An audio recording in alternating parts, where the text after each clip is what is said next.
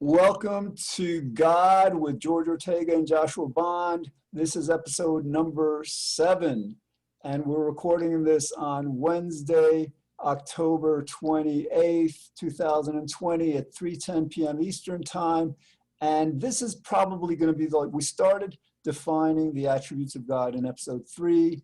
So this will probably be the last episode that we devote to this, because again, if this series is going to be about God, we want to present the idea of God we're talking about, and it's not necessarily based on what people said many years ago. It's based on some how God is presented in the Bible, but then we're applying logic and reason and science to that essential description. So all right, so Joshua, where we were is we're now in the difference between theism and deism. You want to read the wiki sentence and start us off with that, or? Sure.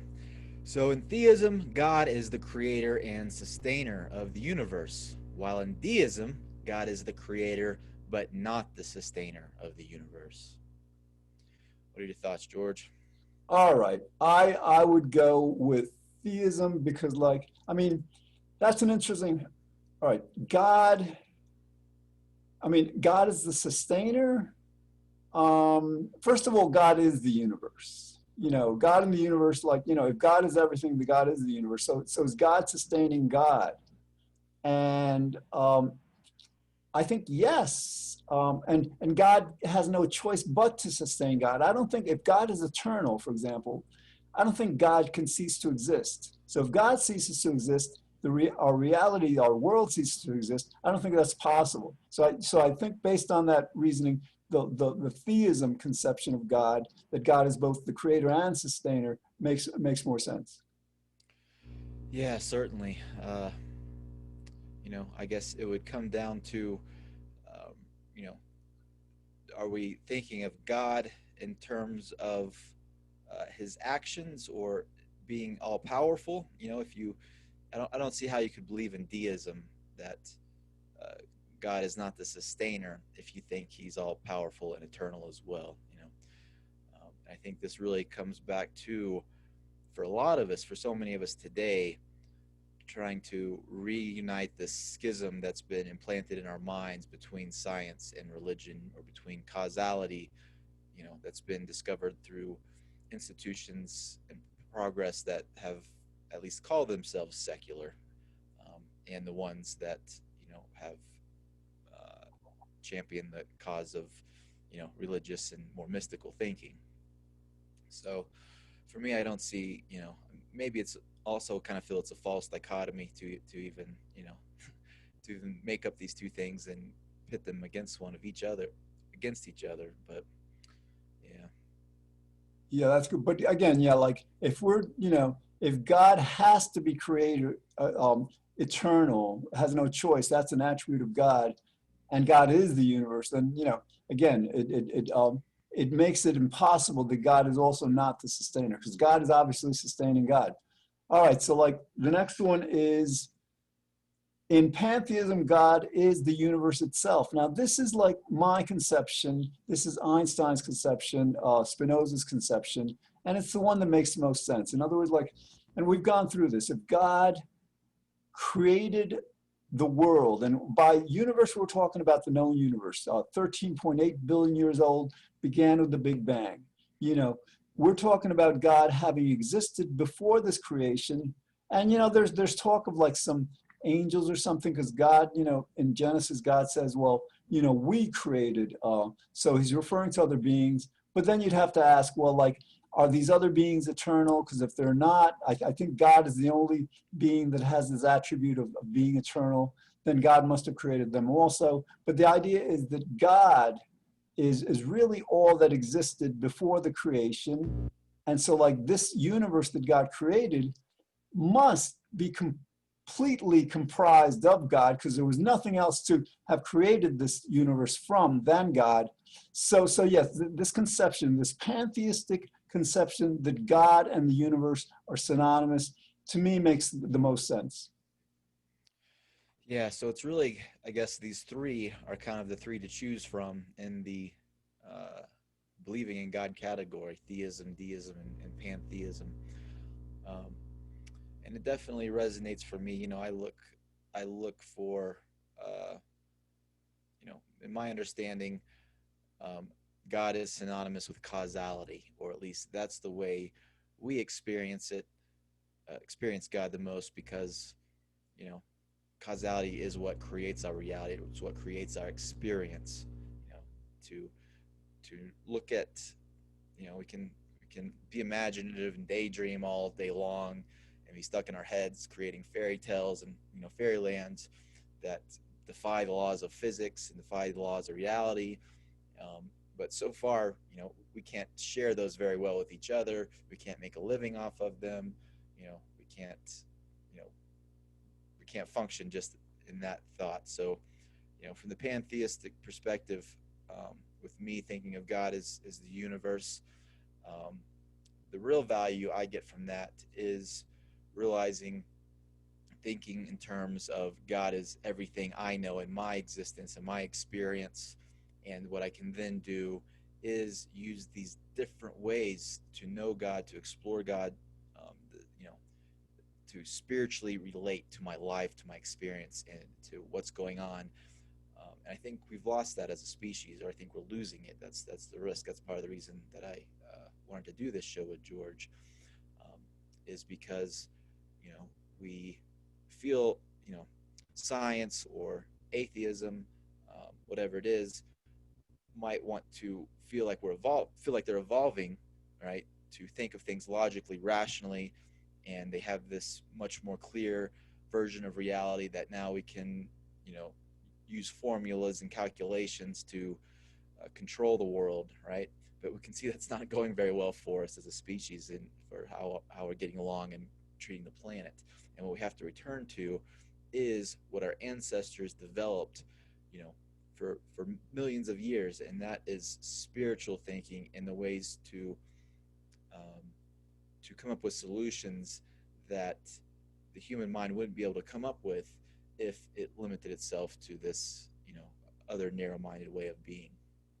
That's a great point. I think, thousands of years ago, before there was organized religion, the first form of spirituality religion, I believe, was animism, where everything was divine, and so we lost that. So now we don't see ourselves and each other as divine, and we don't see other animals as divine. And what happens when we do that is we devalue ourselves and each other. So like, yeah, returning to this primal understanding that everything is divine, that is, the essence of animism is what we're, it's interesting that it's a circular kind of thing. We moved away from that, and to evolve further, to understand God more comprehensively, completely, we have to return back to that. Yeah, and I think this pantheism issue, kind of like you're bringing up here with the animism, the spiritism, it's so hard for many of us in the West to appreciate it and embrace it, whereas the polytheists, in the Eastern traditions, it might be easier. And I think, you know, certainly in the churches and religions I grew up in, we were taught to be scared, to fear, those kinds of things as basically from Satan, and misleading and misguiding. And so I know a lot of people really struggle with it, to be able to accept this kind of pantheistic thought. And another way that you can kind of do it is, under the monotheistic paradigm, um, and still trying to. This comes back to the corporeality that we talked about last episode, right? So, um, you know, I know George, right, and George is one person, right, but George is a multi-dimensional being, and I'm not going to say that George has multiple personalities or multiple beings. He's one being, but yet if I'm hanging out with George, and we're doing something, going rollerblading or for a drive or going to the bar to get a drink or whatever it is, it's going to be a very different George. And if we're here trying to produce this show, or we're trying to do research for the show, or if we're trying to uh, build or repair something. So our consciousness goes into these basically different types of modes ourselves, and we have to be, and we accept that naturally. We just take it for granted, really. And we have to be able to view God that way if we're going to hold him, you know, put him in this box of narrow-minded monotheism. We at least have to be able to go that far, because otherwise, you know, it's going to create a lot of neurosis when you're trying to take a God and how God is talked about in the scriptures in one situation, and if you don't successfully look at another situation where you need to be in a different frame of mind and have a different relationship with God at that time, it's not going to be beneficial for you. Right. And again, if we're defining God, if we're understanding God as everything, then God is going to manifest in a myriad of forms at different times to different people in different ways. So we're almost done with this, this series on defining the attributes of God. The last thing I just want to mention is I don't see a contradiction between theism and pantheism. Theism describes God as a creator, as a sustainer. Yes, pantheism, I think, describes God in that same way, except with pantheism, it's like, if God is the universe, God is also the creator of the universe, as theism says. So like, I don't think pantheism and theism are mutually exclusive in that sense. So, all right, now, before we transition to why we're doing this, what's the essence of all this, I just want to just reiterate. Let's summarize what we've gone through with these attributes and describe why. For example, I'll start us off, Josh, and you can continue with the next one. So, like, if we're defining God as everything, as the theistic religions tend to, as pantheism certainly does, to say that God doesn't exist would be to say that everything doesn't exist. And everything is what we call this universe. It clearly, obviously exists, because we wouldn't, you wouldn't be seeing this show, we wouldn't be doing this if nothing existed. So rationally, logically, if we're defining God as everything, God must by necessity exist. All right, where are you at here, George? I lost you on the Well, page. how about omnipotence? If we're, let's Oh, okay, define God okay, as got it. omnipotent. All right, so omnipotent, all powerful. If God created everything, then, um, in essence, if we can understand that God is everything, then anywhere there is power happening, anywhere there is causality happening, that is certainly synonymous with God. And I think we can reasonably understand that that is God. Yeah, and like from our scientific perspective, we we accept that the laws of nature govern nature, and nature is what we term reality. So essentially, God and the laws of nature are synonymous. Certainly.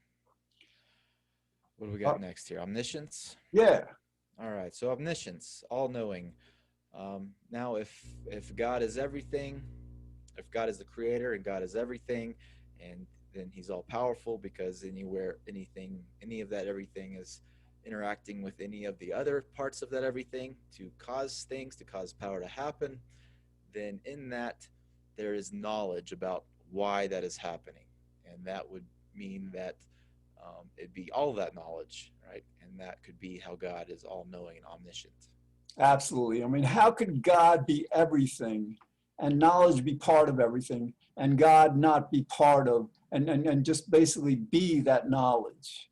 So absolutely. So like if there is knowledge and God is everything, then obviously God has to be omniscient. I think so, George. On our next one, we've got omnipresence. So is God all present? Um, Again, anywhere time exists, anywhere any of that, anything and everything is interacting, and there's causality happening, and there's knowledge that, there's certainly consistency. The laws of physics, the laws of the universe, the laws of God, essentially, are um, are consistent. So anywhere any of that's happening, then that's presence, that's time, has to be happening in time and space, and that is essentially how we could derive this attribute of omnipresent. Again, and we can derive it from God being the creator. If God created this universe and there was nothing from which to create the universe then God, then obviously God comprises everything within this universe. Um, all right, I think we've covered them all. Have I mean? Well, actually, I mean, like now let's get to the problematic ones, like omnibenevolence.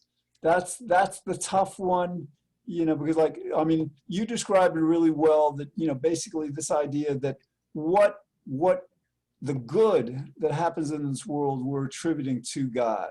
That's how I like to see God. I think that's how we all like to see God. There's another part of this that, like if God is everything and God created everything, even in Isaiah, God says like, well, I create light, I create darkness, I create good, I create evil. I think we have to give God authorship for evil, but I think what we may want to do is redefine evil. In other words, like it's evil from our subjective position, but evil we may want to redefine as also coming from God in the form of punishment. Like some people might believe this coronavirus is evil, but it's coming from God, and it may be to prepare us to be able to finally successfully address climate change. It may be to have us value our lives more than we're valuing them to date. So like basically it's I think we want to see God as all good. And again, like Joshua was saying before, if we put it within the context that we're anything that's good that happens, we have to ascribe to God, then that's the way to do it. But Joshua, what are your thoughts? Because this is a difficult concept for most people to accept, and I don't think I completely address it to my complete satisfaction. But this is one of these, at least for me, one of these understandings. Like for example, I believe that when we die, we all go to this bliss, and yeah, this is like a belief that I don't have evidence for, but I believe it because it feels good. Now we have some evidence for the benevolence, but what are your thoughts, Josh? Yeah, I certainly take it as, you know, anywhere that good is happening, that is God. Just like, we would say anywhere that there's causality happening, we can study that, we can understand that, we can come into better relationship with that causality, and we're gaining knowledge, right? So, just like we appreciate that we're limited beings rationally, logically in science, you know, science would go out of business real quick. It would be completely irrelevant to start trying to tackle the most unknown things, right? It always has to start with how do we heal people? What's the medicine? How do we make better automobiles so they last longer? How do we keep the internet from breaking? How do we keep our house from blowing over in a hurricane, right? And it's the same thing with this, I think. We have to accept that anywhere there's good happening, anywhere that there's good causality happening, we want to study that, and we want to learn what that means and how to have a relationship with that and integrate it into our lives, and not just so the scientists can do it or the engineers can do it. We are a whole biological species that's interconnected, and we have to look at this from a spiritual perspective, because this is how humans have always done it, right? Just like with mathematics, if we didn't have a capacity for mathematics, mathematics may be true, but it'd be completely worthless. It would serve nothing. God wouldn't even care about to tell us about mathematics, because for whatever reason we didn't have that capacity. Same thing with money. If money didn't help us to trade and have relationship with each other and create economic success and well-being, it would be of no value. And so I think that's, I don't think for me that there's any benefit in saying God is only good, and that's what omnibenevolence means. I don't, that just doesn't make sense. All right, excellent. So we've gone through the attributes, and again, like for any atheists out there, if you're concluding that God doesn't exist, you are defining God inaccurately. You're not defining the God that is presented in Genesis, in the Old Testament. And if you're agnostic, you just haven't thought it through well enough.